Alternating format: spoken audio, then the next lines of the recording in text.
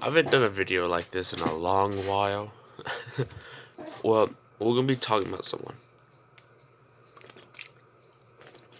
Sorry, I'm just a little tired. It's 1:14 in the morning. Uh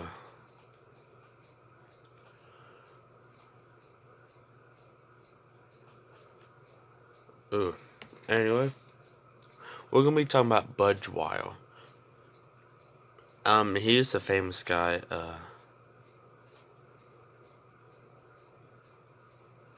He's a famous guy that killed himself on TV, live TV, with the gun. We're not gonna get into all. Um, I'm not gonna get into all what he did. Cause that's a little bit too long. But um, we're gonna talk about him uh you know,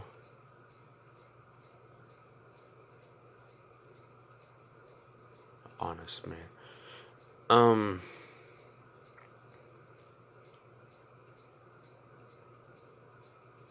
okay, got the right guy. Okay. Um, Robert dwyr, November 21st, 1939, January 2nd, 22nd, my bad. 1987. He was an American politician who served as the 30th state treasurer of the Commonwealth of Pennsylvania. He served from 1965 to 1971 as a Republican member of the Pennsylvania House of Representatives, and from 1971 to 1981 as a member of the Pennsylvania State Senate, representing the state's 50th district. That's all government talk. I do not know.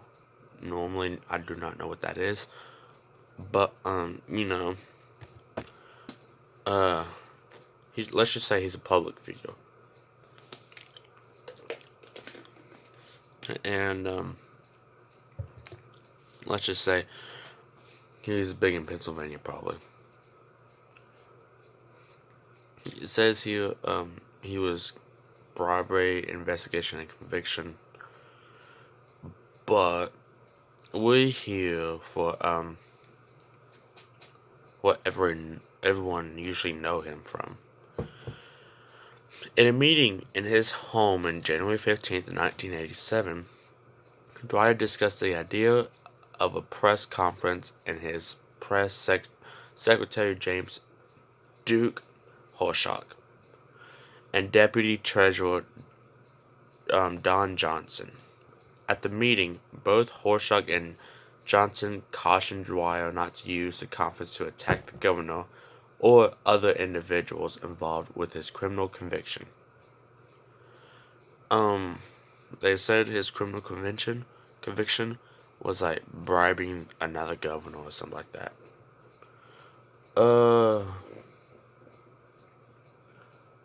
And both suggested to Dwyer that he should hold the conference at a location other than his office. Dwyer angrily rejected the suggestion, but nevertheless assured both men that he would not attack anybody involved with this conviction. He additionally stated that he would not announce his resignation at the conference, but rather thank his staff and friends. See, right then and there, that should give people, like, that he's not feeling it.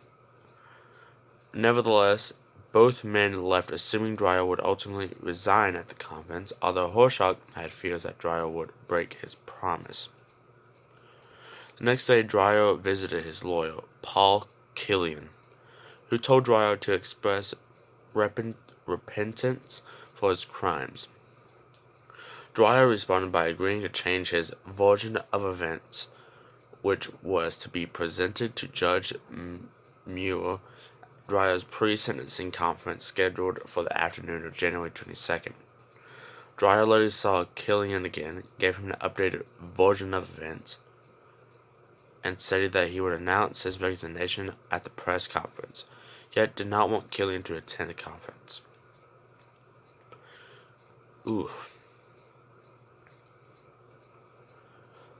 Dwyer finally reached Senator Spector by telephone on January 21st, 2 days before the sentencing.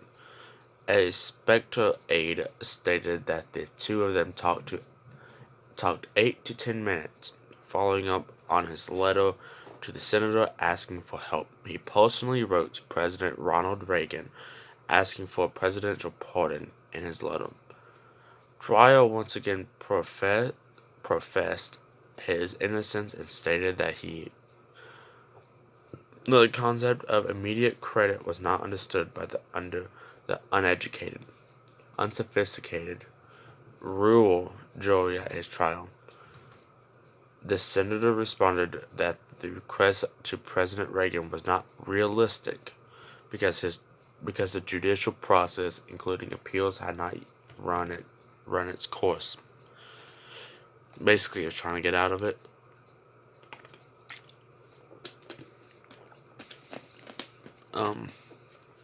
He was just trying to get out of it.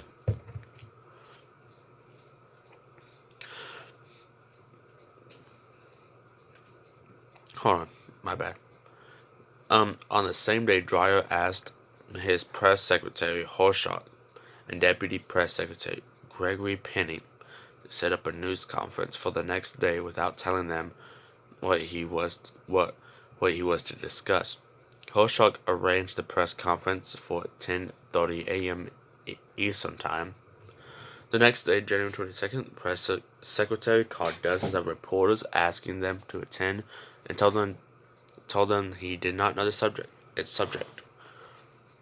Initially, Dwyer wanted to ban certain reporters from the press conference who he believed wrote biased accounts about him, and even suggested that a guard should be in attendance to prevent entry to those who were not on his authorized list.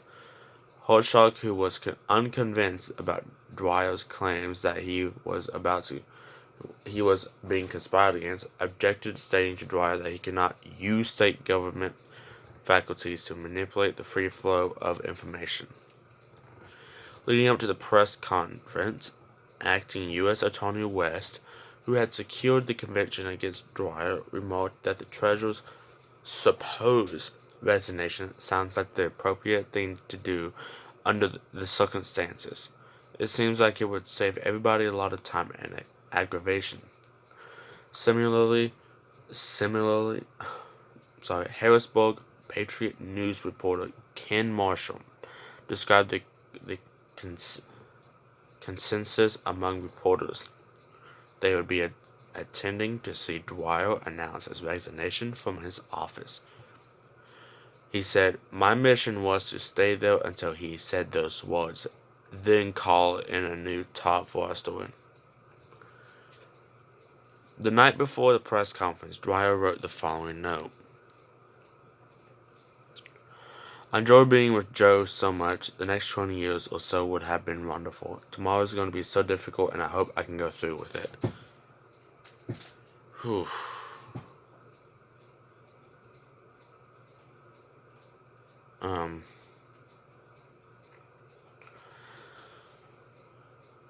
So, I don't know how he brought in a gun, or it says here a .357 Magnum.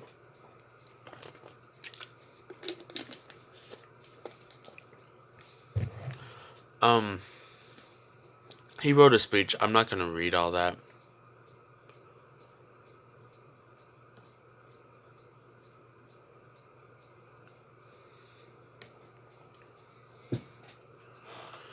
But, after he had finished speaking and handing out the notes to his staffers, Dwyer then produced a manila envelope with a Model 19 .357 Magnum revolver in it. When the crowd got in the room and saw that Dwyer had pulled out the envelope, the mood changed immediately from one wanting to see whether he would resign the office in panic, as nobody knew what he was planning to do with the gun. People gasped, and Dwyer backed up against the wall, holding the weapon close to the body. Dwyer calmly stated to his audience, "Please, please leave the room if this will affect you." Some people in the room left to call for help. Among those who stayed, some pleaded with Dwyer to surrender the gun, while others tried to approach him, seize the weapon. Dwyer warned against either action, exclaiming in his final words, "Don't, don't, this will hurt someone." Just seconds later, Dwyer quickly fired one shot through the roof of his mouth and into his brain, and collapsed on the floor dead. You can find the video online. It's an old video, but it's really messed up. And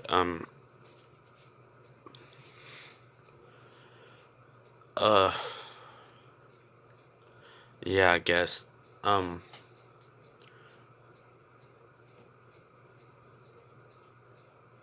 the release of Jason, they as you could tell when you saw the video, he did not die right then and there. And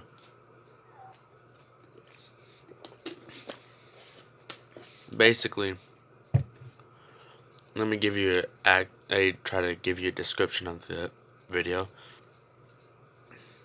Like, hold it, and then like that.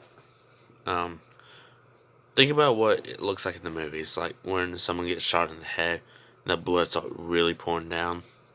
But he was bleeding out of the nose and all that. It was very sad and hard to look at.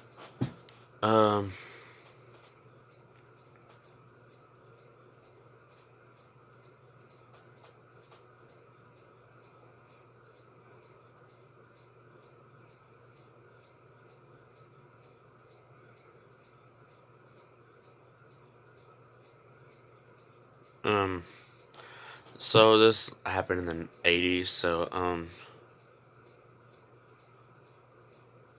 happened in the 80s, so it was very hard to edit, videos out, or stop it, so, you know, I don't know if this was on live TV, though, but, you know, still, it's very messed up, very fucked up,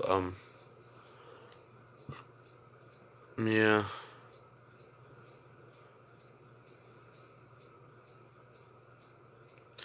German metal band Cradle used audio samples from the Suicide Dwyer, the song Karmic Wheel, in the 1992 album Renewal.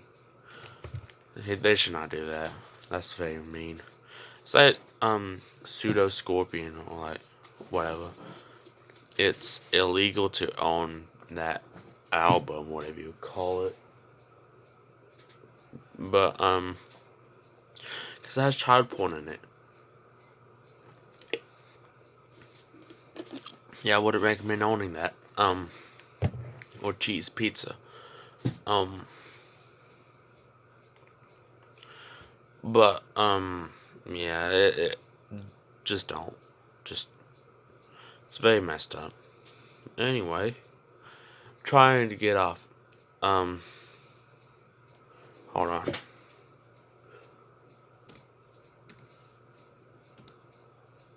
Okay. Not trying to get out. Well, okay, trying to make someone happy. Tomorrow, Diablo 2 Resurrected comes out. I wish I could buy it. Now, you already know I got, when Resident Evil Village came out, I already pre-ordered that shit. Amazing game. When I first heard about it, and I was not too keen on it. I don't know.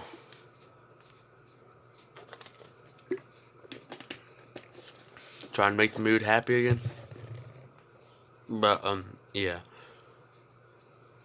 Anyway. It's very dark in here.